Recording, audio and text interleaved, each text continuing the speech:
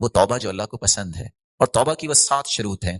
سب سے پہلی شرط، لوگوں کو دکھانے کے لیے ہاتھ نہ اٹھائیں، اخلاص کے ساتھ اللہ کو راضی کرنے کے لیے، کہ اللہ کی ناراضگی سے بچنے کے لیے توبہ کریں. دوسرا، اگر گناہ سے توبہ کر رہے ہیں تو اس گناہ کو چھوڑ دیجئے. جب تک آپ چھوڑتے نہیں گناہ کو، وہ توبہ قبول نہیں ہوگی. تیسری شرط یہ ہے، اس گناہ کا اعتراف اللہ کے سامنے کیجئے. ان العبد اذا اعترف ثم تاب تاب اللہ علیہ. بندہ جب توبہ کرتا ہے، اعتراف کرتا ہے، تو اللہ اس اعتراف پہ اسے معاف کر دیتے ہیں. چوتھی شرط یہ ہے، اعتراف اللہ کے سامنے اور ساتھ شرمندگی کا اظہار. التوبۃ الندم والاستغفار. رسول اللہ صلی اللہ علیہ وسلم نے فرمایا توبہ کیا ہے؟ شرمندہ ہونا اور پھر استغفار کرنا. اور پانچویں شرط یہ ہے کہ آپ توبہ جب کر رہے ہیں تو پھر عزم مصمم کریں. اللہ میں دوبارہ نہیں کروں گا، میں آج سے عہد کرتا ہوں دوبارہ نہیں کروں گا. جب عزم کر لیں تو پھر اللہ تعالیٰ معاف کر دیتے ہیں. چھٹی شرط یہ ہے کہ آپ توبہ اگر کرنا چاہتے ہیں سچی، تو پھر موت سے پہلے پہلے کریں.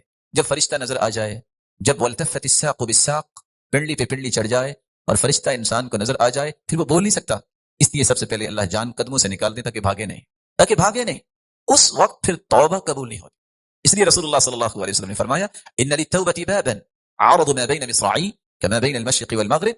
توبہ کا ایک دروازہ ہے جس دروازے کی چوڑائی مشرق و مغرب جتنے فاصلہ ہے. لا يغلق حتى تطلع الشمس من مغربها. جب تک قیامت نہیں آ جاتی اس وقت تک یہ دروازہ بند نہیں ہوگا. ومن مات فقد قامت قیامته. اور جو مر جاتا ہے اس کی قیامت تو اسی وقت قائم ہو جاتی ہے. ساتویں اور ضروری شرط جو ہمیں سمجھنی چاہیے، توبہ کیسے قبول ہوگی؟ اگر آپ کوئی بدعت کا ارتکاب کرتے ہیں، جب تک آپ بدعت چھوڑ نہیں دیتے، آپ توبہ کر بھی لیں تو توبہ قبول نہیں ہے. کیونکہ رسول اللہ صلی اللہ علیہ وسلم کا فرمان ہے ان اللہ احتجر التوبہ. اور دوسری روایت میں آتا ہے احتجب التوبہ، اللہ نے توبہ روک دی ہے اور چادر لٹکا دی ہے عن کل صاحب بدعہ حتی یدعها. جب تک بدعتی بدعت کو چھوڑ نہیں دیتا، اللہ تعالیٰ نہ اسے دیکھنا پسند کرتے ہیں اور نہ اس کی توبہ کو قبول کرتے ہیں. تو یہ 7 شرطیں جب ہوں تو پھر اللہ رب العزت انسان کی توبہ کو قبول فرماتے ہیں.